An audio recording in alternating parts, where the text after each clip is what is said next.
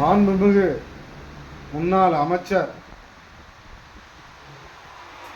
திரு செங்கோட்டையன் அவர்களுக்கு எனது பணிவான வணக்கம். 15 நாளைக்கு முன்பு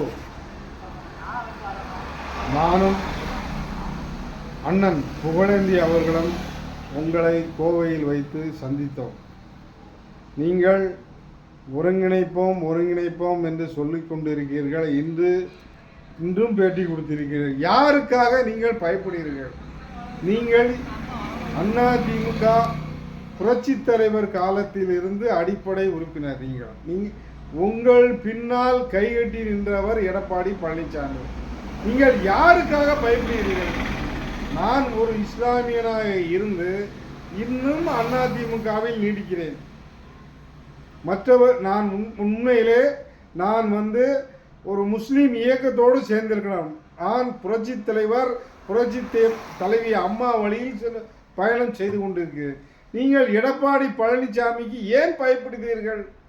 புகழேந்தி அண்ணன் துணிவாக பேசுகிறார்.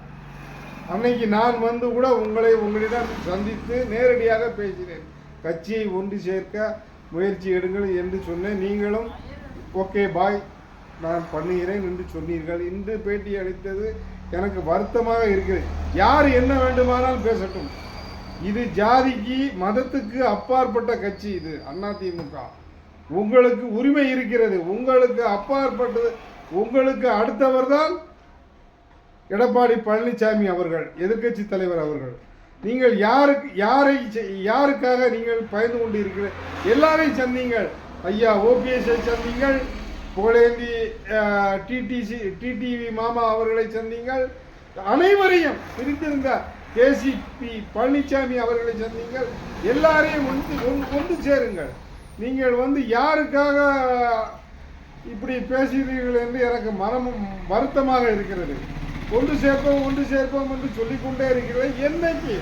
இன்றைக்கு தமிழக உளவுத்துறை சர்வே படி திமுகவா தாவேகாவா இப்படிதான் இருக்கு. ஒன்று திமுக இல்லைன்னா தாவேகா. அதிமுக பற்றி பேச்சே இல்லை. அதிமுக அண்ணன் புகழேந்தி சொன்ன மாதிரி சீமானுக்கும் அதிமுக தான் போட்டி. அப்படித்தான் இப்போ உளவுத்துறை ரிப்போர்ட்டே சொல்லுது. ஆகையால் நீங்கள் விரைந்து ஒரு முடிவெடுத்து எடப்பாடி பழனிசாமி அவர்களிடம் பேசுங்கள். எதற்கு பயப்படுகிறீர்கள்? இது ஜாதி கட்சி அல்ல.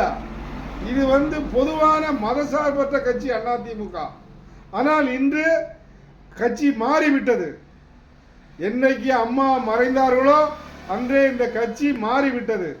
தயவு செய்து செங்கோட்டையன் அண்ணனிடம் நான் பணிவாக கேட்கிறேன். நான் உங்களை தென்காசி மாவட்டத்திலிருந்து சந்தித்தேன், கட்சி ஒன்று சேர வேண்டும் என்று. ஆனால் நீங்கள் ஒரு தெளிவான முடிவெடுக்க மாட்டீர்கள்.